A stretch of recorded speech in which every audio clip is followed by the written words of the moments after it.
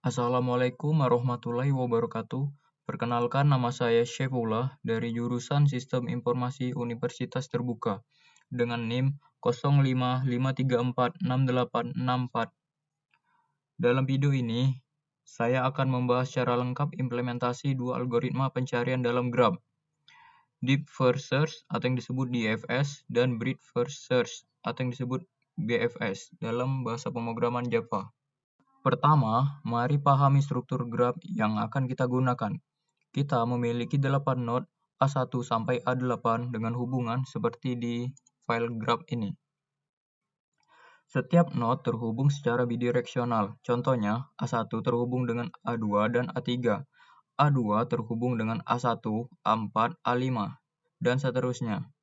Struktur ini akan konsisten kita gunakan baik di DFS maupun BFS. Di sini, kita deklarasikan dua variabel utama. Graph menggunakan hash map untuk menyimpan hubungan antar node. Kalau visited menggunakan hash set untuk melacak node yang sudah kita kunjungi.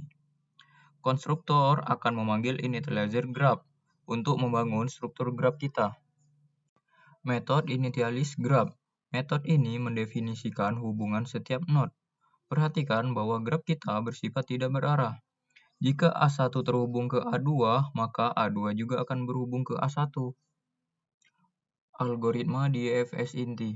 Metode DFS ini bersifat rekursif.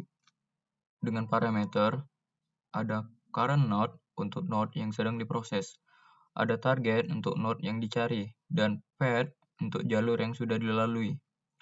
Langkah pertama, tandai node sebagai visited dan cek apakah ini target. Kode ini adalah jantung algoritma DFS. Dengan alur kerja, ia akan meloop semua tetangga yang belum dikunjungi dan akan memanggil DFS secara rekursif untuk setiap tetangga. Jika ditemukan, akan mereturn true. Jika tidak, akan melakukan backtracking. Backtracking terjadi ketika sudah mengeksplorasi semua kemungkinan dari suatu node tetapi tidak menemukan target. Sekarang mari kita coba merunning programnya. Namun saya di sini sudah mengcompile programnya duluan, jadi tinggal running aja.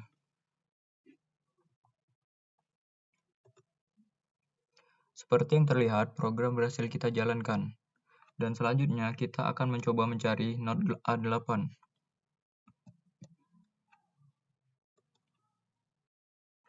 Perhatikan alurnya, mulai dari A1 pindah ke A2, dan A2 pindah ke A4, dan A4 pindah ke A8.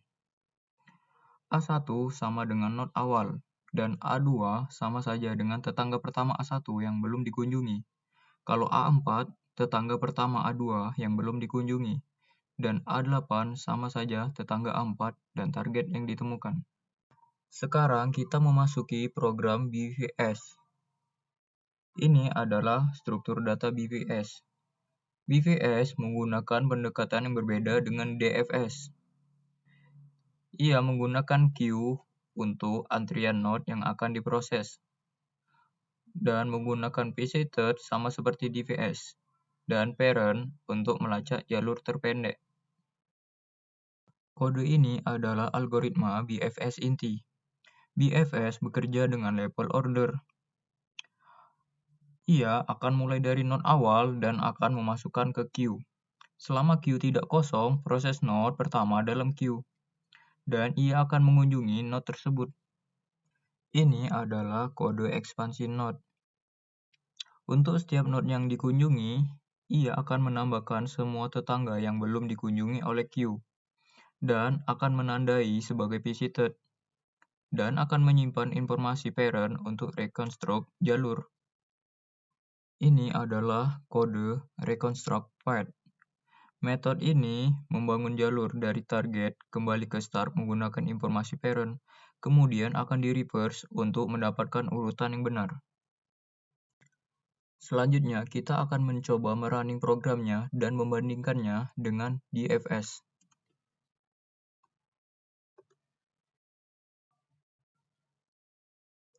Setelah program berhasil dijalankan, kita akan mencoba mencari node A8.